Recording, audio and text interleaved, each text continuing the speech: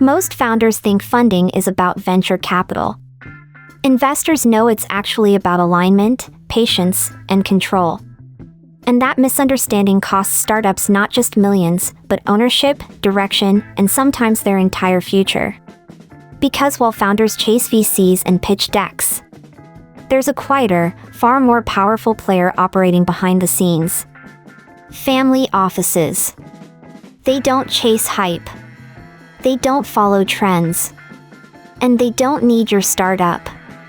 But when they invest, they can change everything.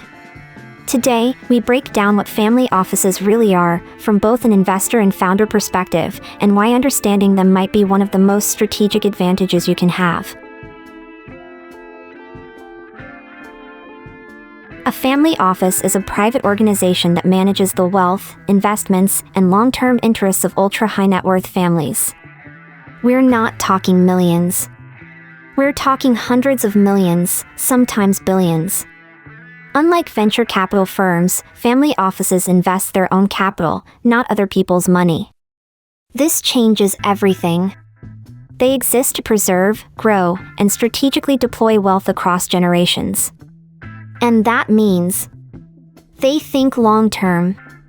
They prioritize stability over hype. They value control and alignment over speed.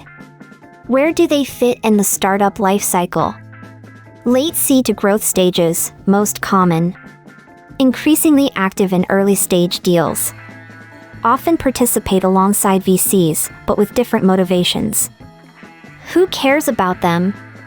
Founders looking for patient capital. Investors seeking co-investment stability. Boards managing long-term governance. Companies preparing for strategic exits. Family offices are not just investors. They are strategic partners with generational thinking. If you ignore family offices, here's what happens. You limit your capital sources. You overexpose yourself to short-term pressure. And you may build a company optimized for exit instead of longevity. But if you understand them, everything changes. Financially, family offices can provide larger checks with fewer constraints. Strategically, they often support long-term growth over aggressive scaling. Risk-wise, they reduce dependency on traditional funding cycles. Long-term impact, more control retained by founders. Better alignment on vision. Increased resilience during downturns. This directly affects valuation strategy, investment readiness, scalability approach, exit flexibility. Family offices don't just fund companies. They shape how companies evolve. Family offices evaluate opportunities very differently from VCs. They don't just ask, "How fast can this grow?" They ask, "Will this still exist and thrive in 10 to 20 years?" Here's what they look for. Sustainability. Can the business survive beyond market cycles? Defensibility. What protects this company from competition? Governance. Is leadership structured, accountable, and scalable? Risk exposure. Where can this fail operationally, financially, strategically? Alignment. Does this opportunity match the family's values and long-term vision? Red flags. Over-reliance on hype-driven growth. Weak governance structures. Lack of clear long-term strategy. Founder ego overriding execution. Silent deal breakers. Misalignment in time horizon. Lack of transparency. Poor risk articulation. What makes them lean in? Clear strategic thinking. Measured growth plans. Strong operational discipline. Founder maturity. Family offices invest in conviction, not noise.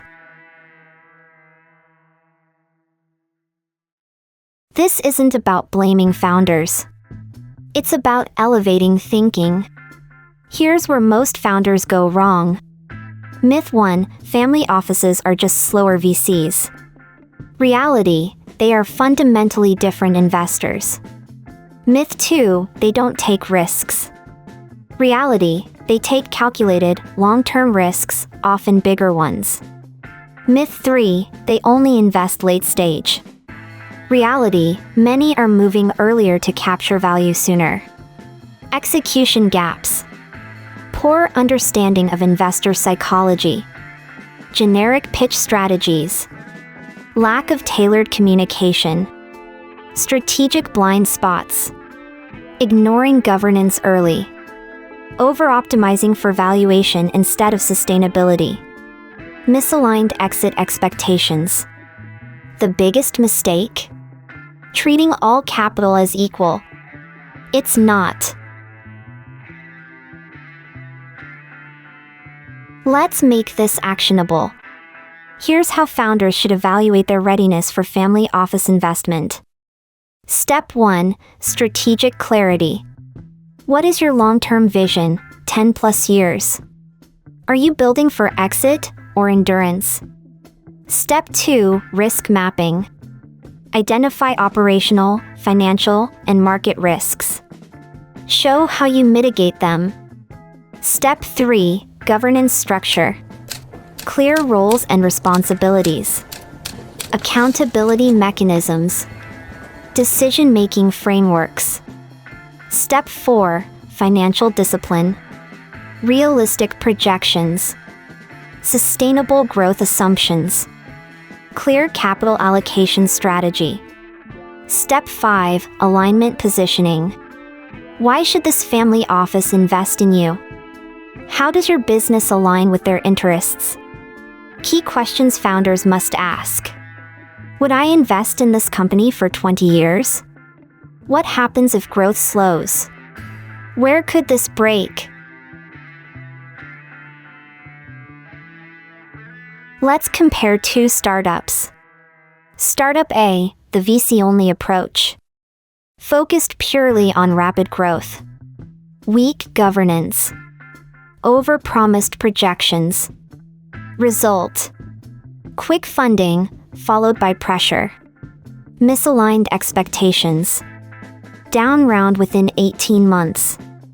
Startup B, family office-aligned strategy. Built with long-term positioning. Strong governance from day one. Clear risk mapping. Result: slower initial funding.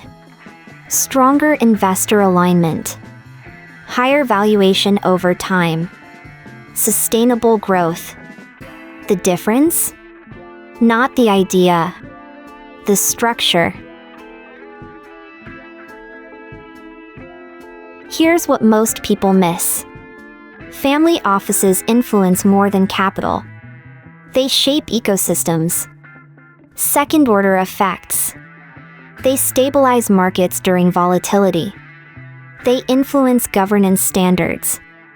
They create long-term industry shifts. Hidden risks. Overdependence on one major investor. Misalignment in family priorities over time. Lack of diversification. Governance impact. Family offices often demand stronger oversight structures early. Exit implications. They may delay exits or avoid them entirely. Which means you need to rethink your entire strategy. This is not just funding. This is structural alignment. Family offices are not just another funding option. They are long-term capital providers, strategic partners, governance influencers. What they are: patient, disciplined, aligned. Why they matter: they shape sustainable companies. Where founders go wrong: treating them like VCs. What professionals do differently: they prepare, they structure, They align. At MP Nerds, we don't just build MVPs. We structure businesses to be investor-ready. From idea validation and feasibility, risk assessment, strategic roadmaps, market positioning, to structured execution, long-term scalability, real investment alignment. Because building a startup is one thing. Building something investable, that's different. If you found this valuable, let us know in the comments. What topic should we break down next? And if you're serious about building something that lasts, make sure to subscribe.